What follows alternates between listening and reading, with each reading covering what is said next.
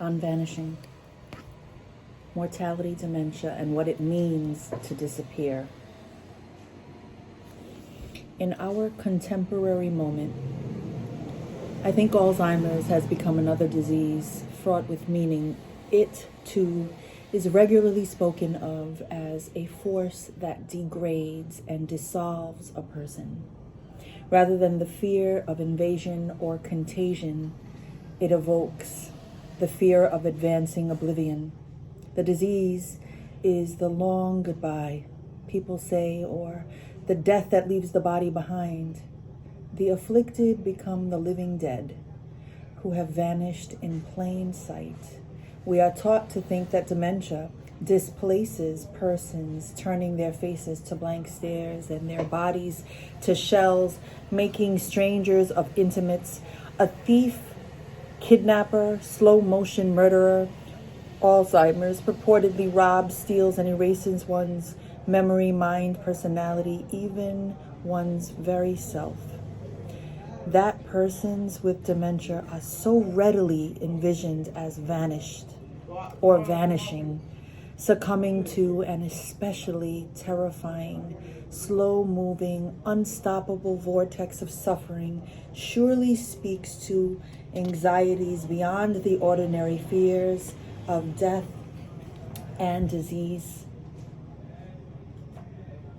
I worry that the language we think describes a reality also creates one, that Alzheimer's notorious reputation adds to the suffering of those who have it, their caregivers, and everyone else in the at-risk population. That is, all of us who plan to grow old.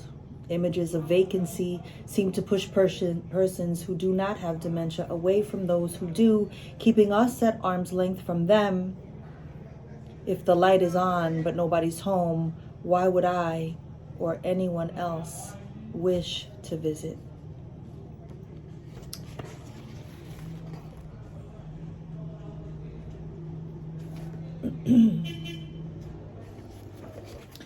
Heart disease impairs circulation. Kidney disease impairs filtration, but brain disease impairs communication.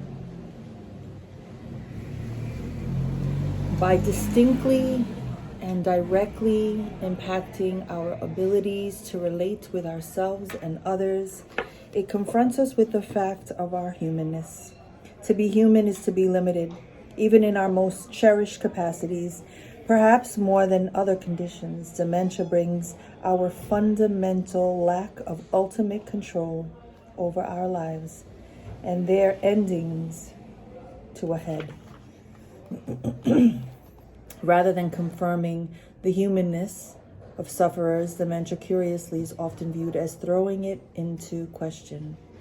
A gerontologist once told me over lunch that he begins his dementia caregiver workshops by telling participants that their loved ones remain persons throughout their illness. He reminds caregivers that even as their relatives become more inaccessible, their core never leaves. I am glad for his admonition. I'm also troubled that it is needed. I doubt caregivers of persons with terminal heart disease need such instruction. Of caregivers of infants need reminders that even though their babies cannot talk or use the bathroom, they remain people. That we need reminders that persons living with dementia are still people elevates my curiosity and my suspicion about the peculiar burdens dementia-causing diseases bear.